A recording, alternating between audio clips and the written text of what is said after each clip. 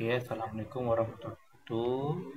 Okay, hari ini kita akan teruskan pelajaran kita iaitu 3.0 iaitu reka bentuk dalam perniagaan.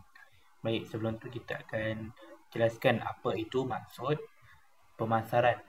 Okay, pemasaran ialah bermaksud aktiviti perniagaan yang menyalurkan barang dan perkhidmatan daripada pengeluar kepada pengguna. Maknanya pemasaran ialah orang yang menjual dan membeli barang, iaitu itu dinamakan adalah pemasaran.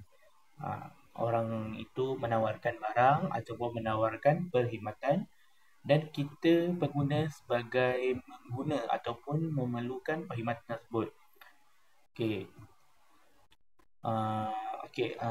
Bila Kotler berkata pemasaran ialah proses sosial dan pengurusan untuk memahami keperluan dan kehendak pengguna menerusi proses pertukaran produk dan nilai.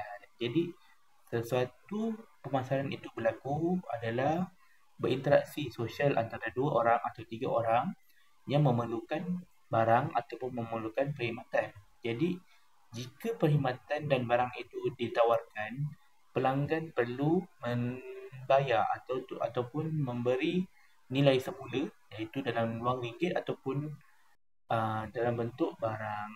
Okey, kita akan seterusnya. Okey, aliran dalam bidang pemasaran ada 7 faktor. Yang pertama adalah keperluan dan kehendak pengguna, iaitu bermaksud kita sebagai pengguna ataupun kita sebagai orang manusia biasa, kita memerlukan suatu produk ni untuk terus hidup. Seperti contoh, kita manusia memerlukan nasi. Contohlah orang Malaysia kan, orang Malaysia makan nasi. Jadi keperluan dan kehendak orang Malaysia ni memerlukan nasi. Ia akan membuat sesuatu produk itu bernilai, iaitu jika seseorang itu memerlukan nasi, jadi ada permintaan. Okey, permintaan ini bermaksud jika seseorang itu memerlukan sesuatu, jadi terjadilah permintaan. Okey, permintaan apa? Permintaan produk. Contoh kita minta produk, kita minta produk beras tadi kan. Okey, jika sesuatu produk tu dah ada, ia mestilah ada nilai sesuatu produk tersebut. Seperti contoh, beras 1 kampek 10 kg bernilai RM RM20. Contohnya RM20.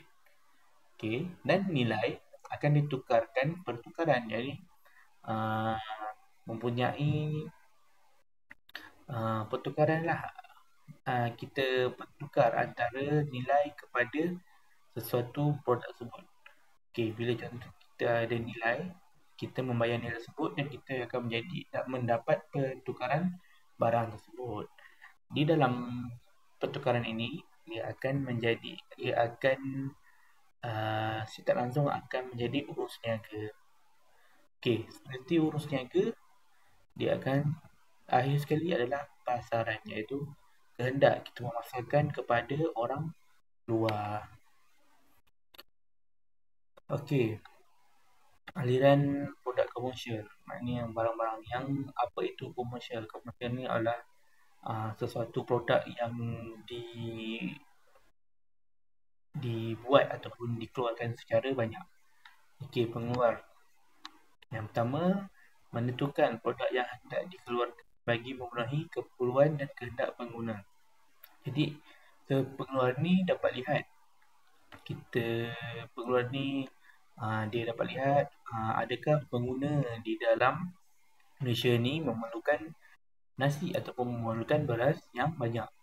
Okey, apabila sesuatu pengeluar tu telah mengeluarkan suatu barang, iaitu contohlah beras tadi kan.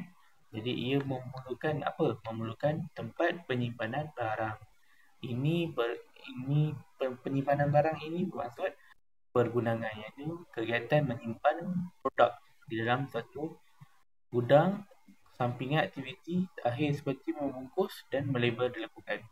Okey, bila beras telah dikeluarkan, beras telah dituai, ia akan menjalani proses pergunangan. Kat sini ia akan dibungkus, melabel dan menentukan berat tersebut.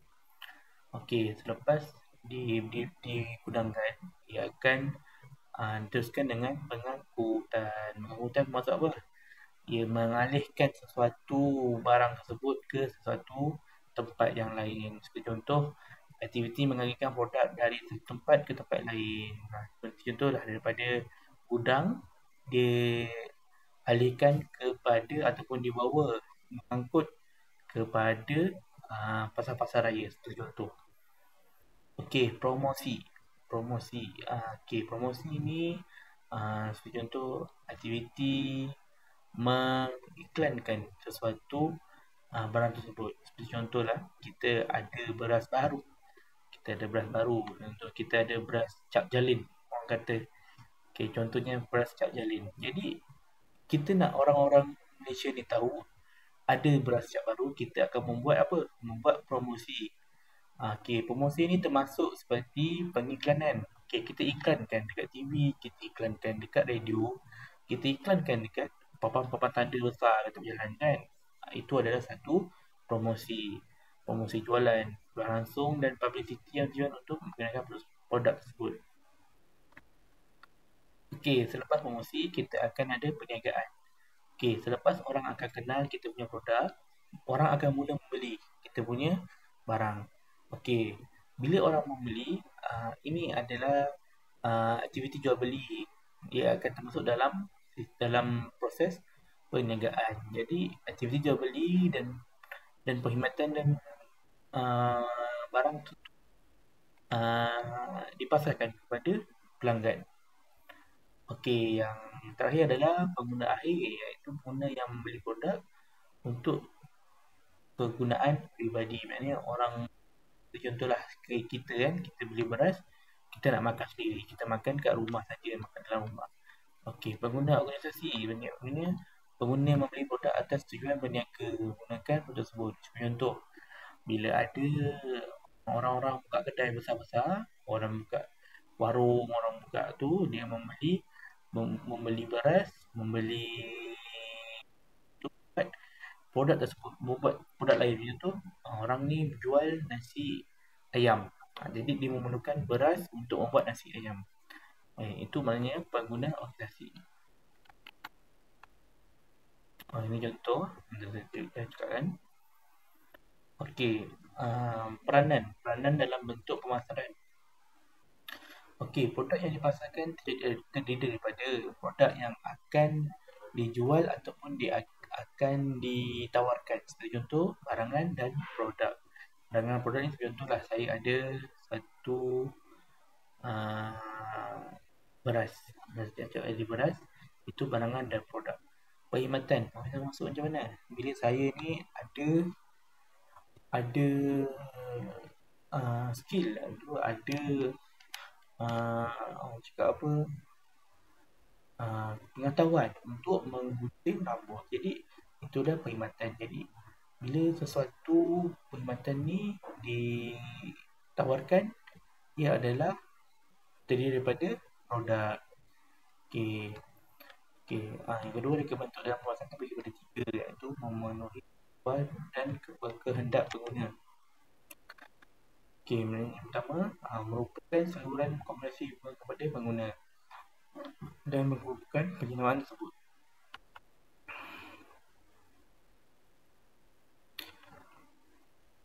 Okey, fungsi. Fungsi keperluan dan kegunaan. Jadi bila kita ada beras, jadi kita nak masak nasi tu macam mana? Kita perlu mempunyai rice cooker kan, orang yang macam pemasak nasi. Produk dia beli untuk fungsi untuk kita membeli satu produk ni adalah fungsi adalah untuk memasak nasi. Okey, pertimbangan dari segi fungsi biasanya dibuat daripada pembelian produk. Okey, produk pertimbangan fungsi. Periuk nasi biasa boleh memasak nasi sahaja. Jadi nasi kita buat apa? Memasak nasi biasa. Jadi kita ada satu lagi produk, periuk nasi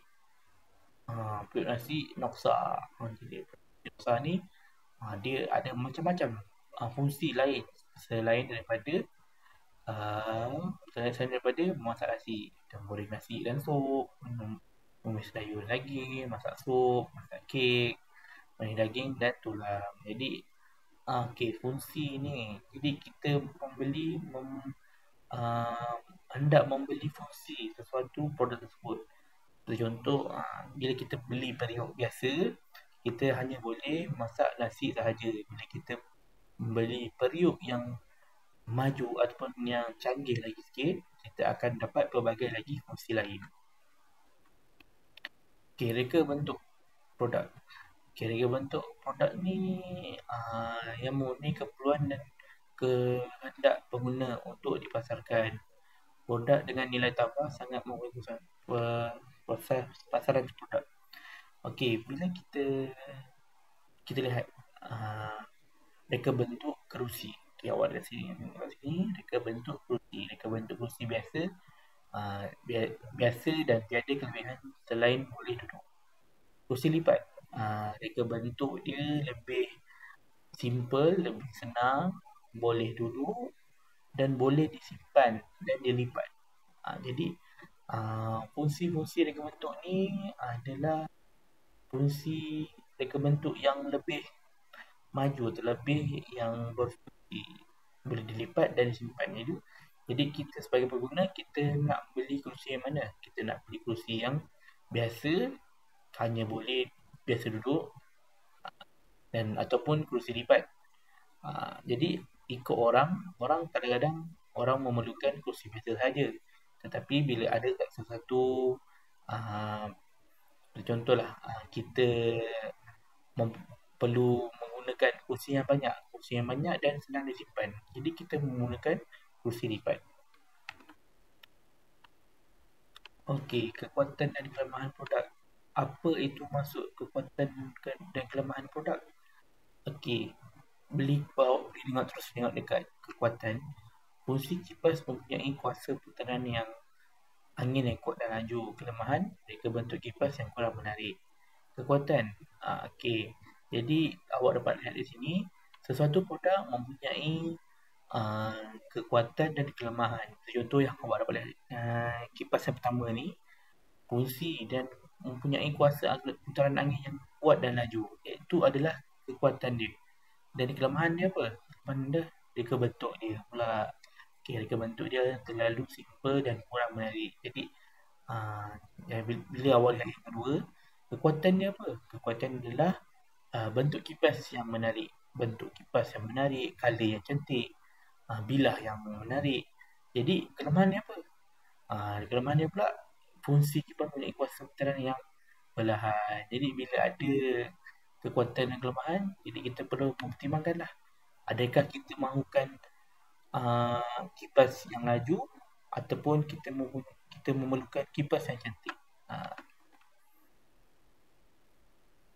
Okey, nilai produk. Nilai produk ni bermaksud nilai apabila kita menggunakan sesuatu, kita membayar lebih dan kita akan mendapat lebih.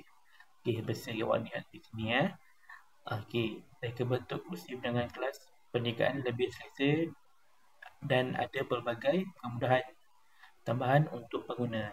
Jadi apabila kita membayar lebih untuk sesuatu perkara, contohlah kita naik kapal terbang, kita nak duduk dekat seat ataupun orang cakap apa, tempat duduk biasa ataupun tempat duduk yang komersial, tempat duduk yang kelas tinggi, kelas yang high class lah cakap kan. Jadi bila kita bayar lebih, apa kita dapat? Kita akan dapat lebih apa yang kerusi yang biasa ni dapat. Contoh, dia cakap apa? Dapat tempat duduk yang lebih selesa, dapat tempat duduk yang luas, dapat tambahan, kemudahan tambahan. Contoh air kan, air free dia bagi semua.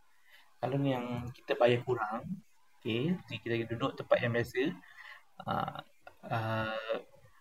lebih tiga bentuk kerusi dengan kelas ekonomi, lebih selesa dan berbagai kemudahan tambahan untuk pengguna. Jadi dia lebih Dia kurang lah daripada yang biasa ni. So, contoh awak dapat lihat TV, kursi design dia pun bercantum kan, tak ada jarak, dan ini mungkin akan mengurangkan lagi keselesaan pengguna.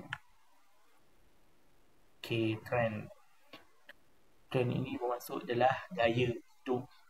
Okay, bila dapat lihat, bila sekarang, okay, sekarang trend dia apa? Kalau awak boleh dapat lihat. Sekarang trend orang nak main basikal, orang nak main apa? Kayu basikal. Jadi ramai orang akan membeli basikal pada waktu ini. Itu adalah trend. Jadi ia akan berlaku pada tempoh masa yang tertentu sahaja.